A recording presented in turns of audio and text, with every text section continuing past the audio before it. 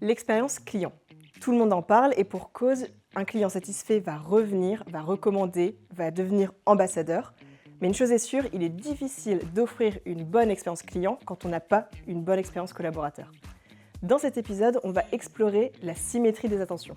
L'effet miroir, l'idée que ce qu'on vit en interne rejaillit forcément à l'externe.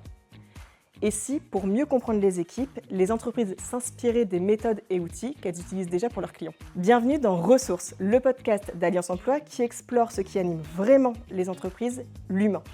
Recrutement, management, inclusion, expérience candidat et collaborateur. Ici, pas de vernis, mais la réalité du terrain, les questions et les enjeux qui font la marque employeur.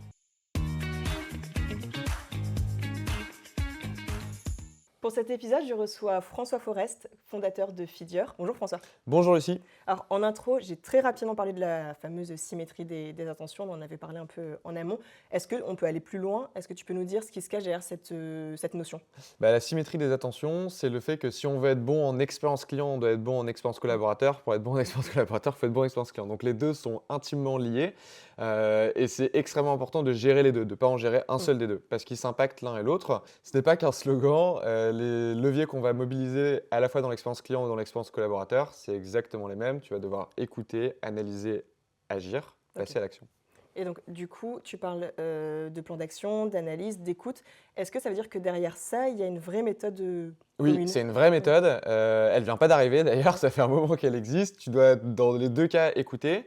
Cette écoute, ça peut se faire avec des enquêtes de satisfaction, ça peut se faire avec des avis en ligne, mais tu dois écouter. Ensuite, tu dois analyser, tu dois mesurer à la fois des indicateurs et tu dois aussi avoir des choses qui vont être actionnables. Tu vas avoir du texte en général et ensuite tu vas devoir passer à l'action. Donc tu mets combien de temps à détecter le problème et tu mets combien de temps à passer à l'action. Ce cycle, donc ces trois boucles, c'est toujours la même chose.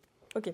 Du coup, tu as parlé rapidement des indicateurs. Est-ce que justement on va utiliser les mêmes indicateurs que ce soit pour l'expérience collaborateur ou l'expérience client? Alors, tu as des indicateurs qui vont être complètement différents, mais le plus important dans l'expérience client, c'est le NPS, le Net Promoter Score. Et celui-ci, il a son exact sa symétrie au niveau de l'expérience collaborateur. On l'appelle le INPS pour Employee Net Promoter Score. Donc, ce n'est pas très original au niveau du nom. Et au niveau de du calcul, c'est exactement la même chose. Et la seule différence, c'est que la question au niveau client, c'est à quel point vous allez recommander une entreprise, un produit, un service, globalement à un collègue ou à un ami. Là, la différence, c'est est-ce que vous allez recommander l'entreprise? Donc, est-ce que tu conseillerais l'entreprise, donc l'entreprise dans laquelle tu travailles, à un collègue, enfin pas un collègue du coup, plutôt à quelqu'un dans ta famille ou un ami? Ok. Et du coup, donc ça se calcule plus ou moins de la même façon? C'est exactement la même formule. Donc, le calcul du NPS, c'est une note de 0 à 10. Et on va prendre ce qu'on appelle les promoteurs, donc les personnes qui ont répondu 9 ou 10. Et on va enlever ce qu'on appelle les détracteurs, donc toutes les personnes qui ont répondu 6 ou moins. Et ça, NPS, INPS, même formule. Bon, tu as parlé un peu des scores, mais est-ce que j'imagine oui, est-ce qu'il y a des bons scores à aller chercher? Oui, il y a des bons scores. Maintenant, c'est extrêmement, vu que c'est un indicateur qui est interne, déjà, il y a peu de benchmarks qui sont partagés. Et ensuite, c'est extrêmement variable en fonction des secteurs. Parce que forcément, en fonction des secteurs, tu vas avoir des benchmarks qui vont être très différents. Maintenant, un NPS qui est négatif, parce que du coup, ça peut être négatif, vu que c'est le pourcentage de promoteurs moins détracteurs, ça va de moins 100 à 100. Si c'est négatif, c'est que ça ne va pas du tout, on est d'accord. On va parler de très bons INPS quand on va être au-dessus de 60 globalement, et de bons INPS quand on va être au-dessus de 30 en général. Mais maintenant, ça va vraiment dépendre des industries. Mais un INPS à 0, c'est pas bon dans tous les cas, ça c'est sûr. Ok. Et alors, si je résume le début de notre discussion, du coup, on est d'accord qu'il y a plus ou moins les mêmes méthodes qui sont utilisées pour l'expérience client et l'expérience collaborateur? Oui, tu as les mêmes méthodes. Maintenant, tu vas quand même avoir des canaux qui vont être différents. Donc, au niveau de l'analyse, au niveau des tâches, on va dire, ça va être assez similaire. Maintenant, tu vas avoir des spécificités dans l'expérience collaborateur, notamment au niveau de la sensibilité des données. Dans l'expérience client, tu vas essayer de faire plein de liens avec des CRM, avec d'autres systèmes pour bien comprendre.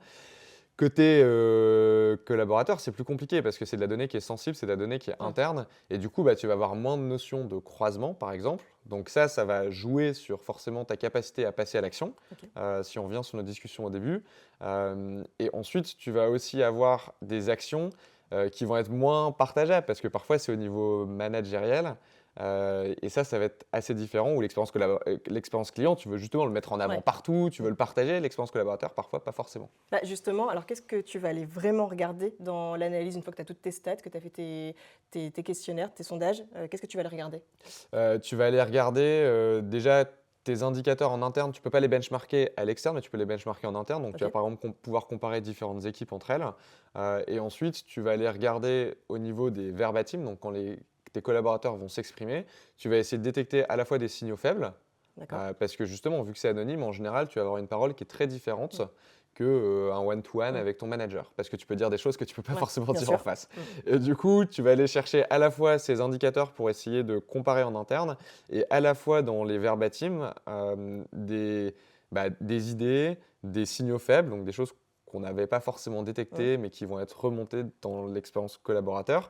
Et ce qui est intéressant, c'est de pouvoir justement détecter le poids de ces irritants, le poids de ces demandes aussi, pour pouvoir les mettre en avant. Donc tu vas vraiment avoir deux types d'analyse, mais c'est encore ce qui est rigolo, c'est que c'est assez comparable avec ce que tu vas faire dans l'expérience client. Ah, donc tout l'enjeu, c'est vraiment d'aller identifier ces irritants qui finalement peuvent nuire à la marque employeur de Exactement. l'entreprise. Et l'impact, il est énorme parce que en fait, recruter un collaborateur, ça coûte de l'argent. Ouais. Avoir un collaborateur qui n'est pas engagé, ça coûte aussi de l'argent de manière indirecte.